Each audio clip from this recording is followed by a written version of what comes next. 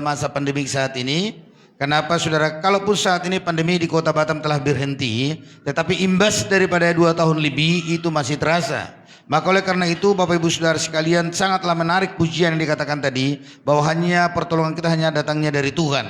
Dan saya telah melihat juga mendengar dari Facebook tadi pagi khotbah Ibu Gembala Sidang, ya, tema kan dia katakan itu tema saya begini, Pak. Bagaimana? Iya, kalau begitu sama-sama. Dia katakan tentang mencari Tuhan. Lalu saya bilang mencari Tuhan adalah solusi terbaik dalam mengatasi masalah, begitu ya. Rupanya saya nggak bilang bahwa natsnya dari mana. Jadi Ibu Gembala Sidang mengambil nats dari 2 Tawarik pasal 15, yaitu asa. Asa itu adalah ayah Josafat, ya kan?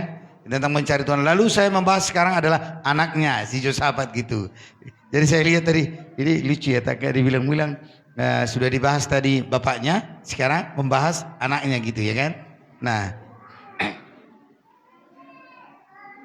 Bapak Ibu Saudaraku yang dikasihi dalam Tuhan, kita buka firman Tuhan dari kitab 2 Tawarik pasal 20, pasal 20 ayat 1 sampai ayat 4 saja dulu saya akan baca untuk kita semua, dan juga demikian para penonton yang mengikuti program live streaming, mohon diikuti, kalau ada Alkitabnya mohon dibuka. Demikian. Setelah itu Bani Moab dan Bani Amon datang berperang melawan Josafat. Josafatnya adalah Raja Yehuda, bersama-sama sepasukan orang Meunim. Datanglah orang memberitahukan Josafat, suatu laskar yang besar datang dari seberang Laut Asin, dari Edom. Edom ini adalah keturunan daripada Esau ya. Jadi menyerang tuanku. Sekarang mereka sedang di Hazezor Tamar, yakni Endi-Gendi. Josafat menjadi takut, lalu mengambil keputusan untuk mencari Tuhan. Ia menyerukan kepada seluruh Yehuda supaya berpuasa, dan Yehuda berkumpul untuk meminta pertolongan daripada Tuhan. Mereka datang dari semua kota Yehuda untuk mencari Tuhan. Haleluya. Bapak Ibu Saudara, sebenarnya ini adalah satu pasal pembahasan ini, dan bahkan juga lebih. Tapi saya akan simpelkan dan saya beritahukan dengan secara simpel pada Bapak Ibu Saudara sekalian. Nah, kita melihat sebagaimana saya katakan tadi, bahwa mencari Tuhan adalah solusi terbaik dalam mengatasi masalah. Masalah dalam hidup semua kita tentu ada, dan masalah itu adalah sangat kompleks diakibatkan pandemi masa sekarang. Lalu bagaimana saudaraku dengan Josafat? Apa persoalan Josafat? Persoalan Josafat adalah yang pertama, bahwa Bani Amon dan Bani Moab. Bani Amon dan Bani Moab itu dikatakan datang, Bani Amon itu dan Bani Moab adalah keturunan siapa? Lot, ya, keturunan Lot, ya. Dan itu tertulis dalam kitab 2 Tawarik pasal 20 ayat 1 sampai ayat 3. Nah, kemudian yang kedua kita melihat bagaimana situasi atau reaksi Josafat ketika dia mendengar berita suatu laskar yang besar telah datang untuk memerangi tuanku. Lalu saudara, kita melihat dia dikatakan di sana dalam ayat 3, lalu Josafat menjadi takut. Josafat takut adalah pertanda bahwa memang itu adalah manusia, dia adalah sangat manusiawi. Biasanya juga memang kalau ada persoalan manusia, awalnya dia juga takut, tapi perlahan-lahan Roh Kudus bekerja kepadanya, mengingatkan dia bahwa ada Tuhan yang akan menolong dia, begitu ya. Lalu hal yang kedua kita lihat saudaraku, apa yang dilakukan oleh Josafat saudara dalam mengatasi persoalan itu. Yang dia lakukan adalah sebagaimana yang dilakukan oleh ayahnya, yaitu mencari Tuhan. Dia mengumpulkan semua rakyat untuk apa? Untuk berdoa, dan dia katakan berdoa juga sambil berpuasa. Itu dalam ayat 3 dan sampai ayat 4. Lah kalau kita melihat, yaitu ayahnya dalam 2 Tawarik 14 ayat 4 ayat 7, pasal 15 ayat 4, di sana juga ayahnya kalau mengalami persoalan hidup adalah dia saudaraku mencari Tuhan. Kalau boleh Bapak Ibu buka 2 Tawarik 14 karena berdekatan enggak masalah. 2 Tawarik 14 ayat 4 ya. Perhatikan, sama-sama baca ayat 4, 2, 3 ya.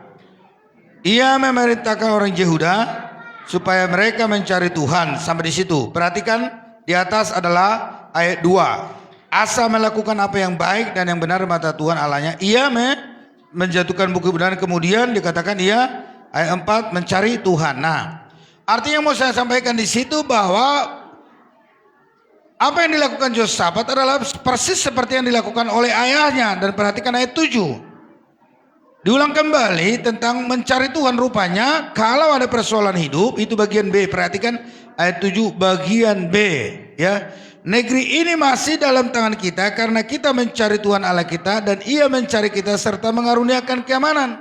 Artinya saudaraku, kata mencari Tuhan dalam setiap persoalan adalah hal yang penting dan itu perlu kita lakukan.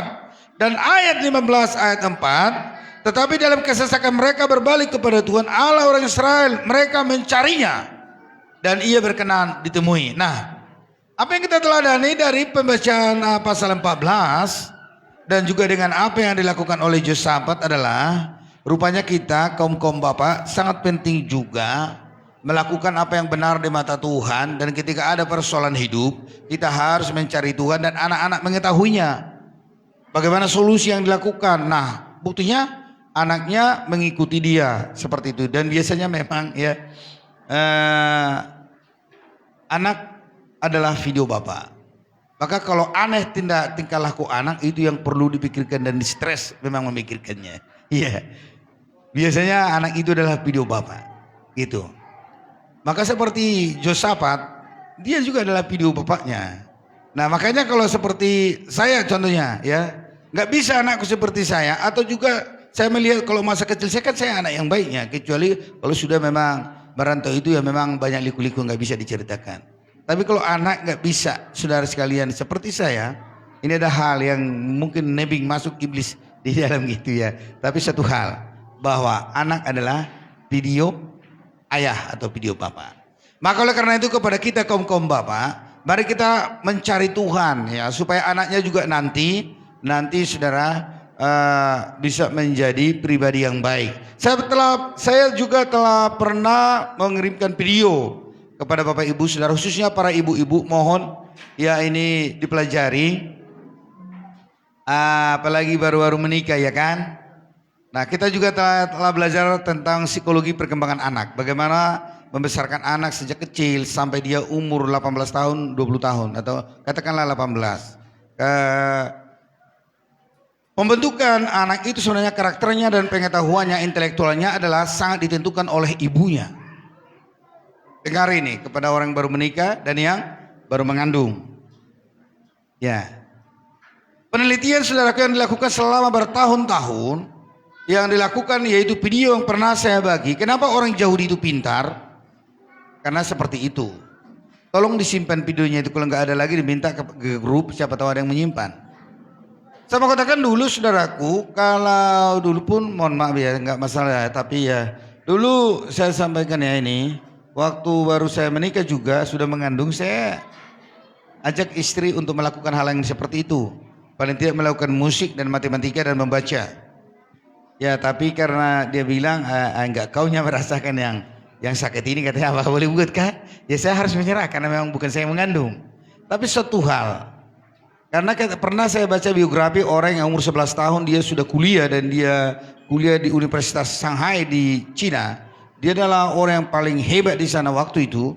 Dan ditanya dia adalah bahwa mamanya telah mengajari dia matematika waktu kecil. Bapaknya mengajari mamanya dan dia bilang ini nak ya kita ngerjakannya. Ya kerjakan kali-kali itu matematika kurang-kurang. Dan belajar menulis diajar. Makanya sampai umur 8 tahun dia sudah menginjak udah SMA dia 8 tahun ya. Nah, jadi maksud saya di situ kepada kaum ibu dan kaum bapak juga, mari melahirkan generasi-generasi yang tangguh, generasi yang hebat. Karena apa? Mereka itu adalah di tangan kita, khususnya kaum ibu ya, khususnya kaum ibu untuk mendidik anaknya. Amin. Bisa, tapi kan kita ini nggak mau. Lah, setelah lahir susah kita mengajarnya kan? Karena nggak diajar sejak kandungan, ya kan? Makanya mulai di kandungan dia dikatakan, nak aku bangga. Kau ada, kau harus sehat-sehat ya, supaya kau lihat duniaku ini, karena duniamu sekarang berbeda kan gitu ya kan. Jadi kalau setelah lahir, selamat datang anakku ke duniaku kan gitu dia. bangga dia disambut. Ada yang mindir-mindir, yang takut-takut lihat orang. Dia pasti kalau melihat orang dia serasa dia dunianya dunia ini semacam begitu. Jadi dia akan menjadi pribadi yang percaya diri dan dia juga merasa bahwa orang membutuhkan dia. Kenapa? Karena memang dia sudah dilatih sejak dalam kandungan. Amin. Nah, saya mau katakan, orang-orang yang di luar hamil, yang hamil di luar nikah, anaknya kalau nggak diberaskan ketika melakukan yaitu pranikah, mengaku dosa, dan kalau nggak dibereskan pelayanan itu, anaknya itu akan menjadi anak pemalu. Ya, anak pemalu. Jadi oleh karena itu maksud saya di sini, karena saya mengamati setelah saya dengar tadi Ibu Gembala berkhotbah dan saya amati juga, saya ambil Alkitab saya. Loh, maka saya diingatkan Tuhan, kau harus sampaikan ini apa yang dilakukan oleh Asa yang juga diteladani oleh Josafat. Nah, itu dia. Bisa ya diingat ya, bisa ya ditangkap ya. Ya, supaya nanti jangan susah lagi untuk mendidik anak. Kalau kami udah terlambat, ya kan? Ya, kalau kami udah terlambat, ya kan? Karena apa? Ya, istri sudah tua. Kami ini juga sudah tua sebenarnya, usia sudah hampir setengah abad kan? Nah, jadi begitu ya. Baik. Nah, apa yang dilakukan oleh Josafat dalam mengatasi masalah itu, bahwa ia mencari Tuhan dalam ayat 3 sampai 21 itu di sana dilukiskan. Kemudian bahwa ia juga sudah mengumpulkan semua rakyat dan mereka melakukan berpuasa. Nah, oleh karena itu rakyat Josafat mengumpulkan semua rakyat itu juga bisa berbicara keluarga, Kalau ada persoalan Bapak Ibu saudara-saudara sekalian, boleh suami istri, anak-anak berdoa bersama. Ya, seperti itu. Kami juga beberapa hari yang lalu karena begitu kerasnya ya gelombang dalam pandemi itu, dan ada banyak rekening-rekening yang harus dibayar. Ya tentu sekali Ibu Gembala Sidang mengumpulkan anak-anak, mengumpulkannya sini gitu. Kami berdoa ya, kami beritahu apa persoalan itu, kami beritahu apalagi mengenai mobil ya. Nah, jangan main-main. Bayangkan ini mobil sekian juta, kalau nggak bisa dibayar bagaimana? Ini jemaat tidak ada yang beribadah, kalaupun beribadah nggak ada duitnya. Lumayan karena apa? Karena semua kena imbasnya, betul kan? Gak salah aku bilang kalian itu kan? Jadi kita harus bisa berdoa, memiliki sebuah doa kita memiliki sebuah magnet mendatangkan uang dari luar negeri atau dari di luar jemaat. Artinya supaya Tuhan berkarya. Ya betul juga pada bulan Agustus itu kan? Betul juga. Juli Agustus. Jadi Ibu Gembala mengumpulkan anak-anak, lalu saya dipanggilnya, Pak, di sini kita ada yang saya sampaikan. Ini. Betapa madunya kalau mobil ditarik, ya, yang sudah biasa naik mobil, gitu ya. Saya bilang memang, kalau masalah itu nggak apa-apa lah, kan ini masa pandemi. Biasanya itu semua, itulah gelombang hidup. Tapi itulah luar biasanya Ibu Gembala Sidang. Dia tahu apa yang dia lakukan. Dia panggil saya, panggil anak-anak, lalu kami berdoa semacam begitu. Jadi artinya Josafat mengumpulkan rakyatnya karena memang persoalan waktu itu adalah persoalan yang kompleks sebuah negara atau kerajaan. Yehuda, Ahab waktu itu adalah memimpin Israel, Yehuda dipimpin Josafat karena Israel waktu itu pecah ya, dua kerajaan. Nah, artinya itu. Jadi kalau ada masalah Bapak Ibu Saudara sekalian, maksud saya boleh berkumpul bersama seperti yang saya katakan tadi, yang telah diberikan oleh Ibu Gembala Sidang teladan bagi kami ya di rumah begitu ya. Dan juga terlebih berpuasa, karena memang saat berpuasa kan kita kusuk dan tidak ada yang lain di hati kecuali Tuhan, dan kecuali mengharapkan perkara-perkara yang ajaib, perkara-perkara yang luar biasa seperti itu. Nah, saudaraku yang dikasih dalam Tuhan, dalam ayat 19 yang dilakukan itu setelah mereka berkumpul, saudara, mereka menaikkan pujian kepada Tuhan dan mereka bertempik sorak dengan harapan bahwa Tuhan akan melakukan perkara besar. Dalam doa mereka dan pujian mereka, puasa mereka, dikatakan saudara ayat 19 dalam pasal 20, kemudian orang Lewi dan Bani Kehat, Bani Korah bangkit berdiri untuk menyanyikan puji-pujian bagi Tuhan Allah Israel dengan suara yang sangat nyaring. Apa yang terjadi? Keesok harinya pagi-pagi mereka maju menuju padang gurun. Untuk apa? Untuk berperang, seperti begitu. Nah, Bapak Ibu Saudaraku yang dikasih dalam Tuhan, ini adalah hal yang sangat menarik. Kemudian yang ketiga, apa yang terjadi setelah mereka melakukan itu, melakukan mencari Tuhan, mengumpulkan semua bangsa Yehuda, berpuasa, menaikkan pujian temping sorak kepada Tuhan sambil beriman. Apa yang terjadi Bapak Ibu Saudara? Nah, saudaraku yang dikasih dalam Tuhan, lawan mereka Bani Amon dan Bani Moab itu, setelah tiba mereka dalam suatu tempat, mereka memerangi suatu negeri, yaitu yang dikatakan dalam ayat 23. Ya, dan dikatakan di sana mulai dari lalu Bani Amon dan Bani Moab berdiri menentang penduduk Pedunggun Seir, hendak menumpas dan memusnahkan mereka. Segera sesudah mereka membinasakan penduduk Seir, mereka saling bunuh-membunuh. Bayangkan saudara, ini hebatnya perbuatan tangan Tuhan. Itu sebabnya ketika keluarga demi keluarga berdoa mencari Tuhan, kalau ada masalah, maka Tuhanlah yang berperang, Tuhanlah yang maju menjadi bala tentara di sana. Nah, demikian juga kita melihat ketika mereka melakukan itu, kita melihat bahwa Bani Amon, Bani Moab, mereka menumpaskan saudaraku itu orang Seir sebelum berjumpa dengan Yehuda. Tapi saudara, sebelum mereka berjumpa dengan Yehuda, Bani Amon dan Bani Moab saling menumpas dan berperang. Tinggal mayat semuanya. Nah, itulah kalau sudah Tuhan berkarya Bapak Ibu Saudara-saudara sekalian. Artinya bahwa lawan mereka, yaitu yang bersekutu untuk melawan mereka, Bani Moab dan Bani Amon, adalah saling bunuh-membunuh. Maka saudara-saudara sekalian, Alkitab mencatat bahwa Bani Yehuda melihat itu. Perhatikan ayat 24. Sama-sama membaca 2, 3, ya. Ketika orang Yehuda tiba di tempat peninjauan di padang gurun, mereka menengok ke tempat laskar itu. Tampaklah semua telah menjadi bangkai hantaran di tanah. Tidak ada yang terluput. Bayangkan, tidak ada musuhnya yang terluput, dan yang berperang adalah Allah, karena Allah membuat mereka saling berperang. Bayangkan, mereka bersekutu untuk menentang barisan Allah, tetapi Allah lah yang menjadi lawan mereka. Ini hebatnya saudara. Ya, ini hebatnya.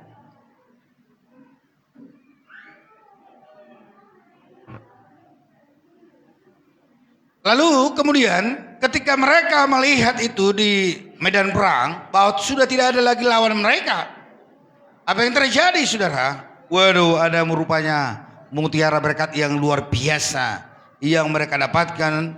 Ayat 25 saya akan baca kepada kita semua. Lalu Josafat dan orang-orangnya turun untuk menjara barang-barang mereka. Mereka menemukan banyak ternak, harta milik, pakaian, dan barang-barang berharga yang mereka tumpas itu lebih banyak daripada yang dapat dibawa. Bayangkan, barang-barang itu saudaraku, ternak, lembu, sapi, bahkan juga saudara itu emas, perhiasan. Alkitab mencatat lebih banyak daripada yang dapat mereka bawa. Sekali pulang tidak bisa dibawa. Jadi harus mereka sudah katakanlah kalau mereka ada 500 orang, ya pulanglah dulu saudara-saudara sekalian. Mungkin 400 orang membawa harta itu, tinggal 100 orang menjaga barang itu di situ. Dan yang pasti dikatakan di sana bahwa mereka saudaraku 3 hari lamanya mereka menjara barang-barang itu.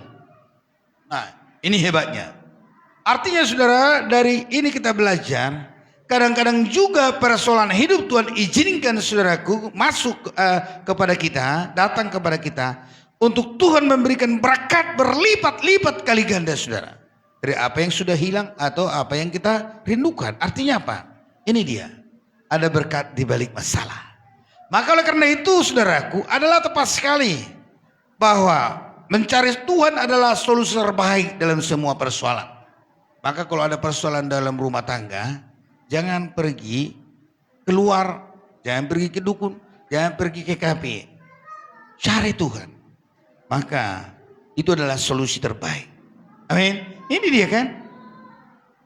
3 hari bayangkan. 3 hari mereka baru bisa semua mereka bawa barang-barang itu. Kenapa harus dibawa? Karena barang-barang itu juga adalah kebutuhan mereka dan barang-barang itu adalah berharga. Kalau barang-barang itu nggak berharga, saudara nggak perlu dicatat itu dalam Alkitab ini. Nah artinya bangsa Yehuda ketika mereka mengalami ancaman persoalan hidup yang memang betul-betul serius, mereka datang mencari Tuhan, mereka mengumpulkan semua rakyat itu, dan mereka berdoa dan berpuasa, mereka bertemping sorak kepada Tuhan sambil beriman. Lalu saudara-saudara sekalian, Allah lah yang berperang bagi mereka. Dan setelah itu mereka melihat bahwa luar biasa berkat yang Tuhan berikan kepada mereka. Maka perlu juga kita perhatikan ayat 26. Apa rupanya di sana dikatakan? Pada hari keempat berkumpullah di lembah pujian, di sanalah mereka memuji Tuhan, dan itulah sebabnya, maksudnya setelah selesai 3 hari diangkat mereka barang itu ke Yehuda, ya kan? Jadi mereka balik lagi ke sana, ya. Di sanalah mereka memuji Tuhan, dan itulah sebabnya orang menamakan tempat itu lembah pujian hingga sekarang. Maka Bapak Ibu saudara-saudara sekalian, sebagaimana mereka pada hari keempat telah selesai 3 hari diangkat barang-barang itu dan menjadi milik mereka. Maka di sana saudaraku, dalam lembah tangisan, lembah peperangan medan perang itu, akhirnya Tuhan rubah saudara, yaitu menjadi lembah pujian sebagaimana yang dikatakan di sana. Mereka saudaraku sangat bersuka cita kalau dicatat dalam ayat 27. Lalu pulanglah sekalian orang Yehuda dari Yerusalem dengan Josafat di depan. Mereka kembali ke Yerusalem dengan sukacita karena Tuhan telah membuat mereka bersuka cita karena kekalahan musuh mereka. Nah itulah sebabnya saudaraku betapa pentingnya kita melibatkan Tuhan dalam setiap persoalan hidup kita, saudara, dalam mengarungi lautan kehidupan ini.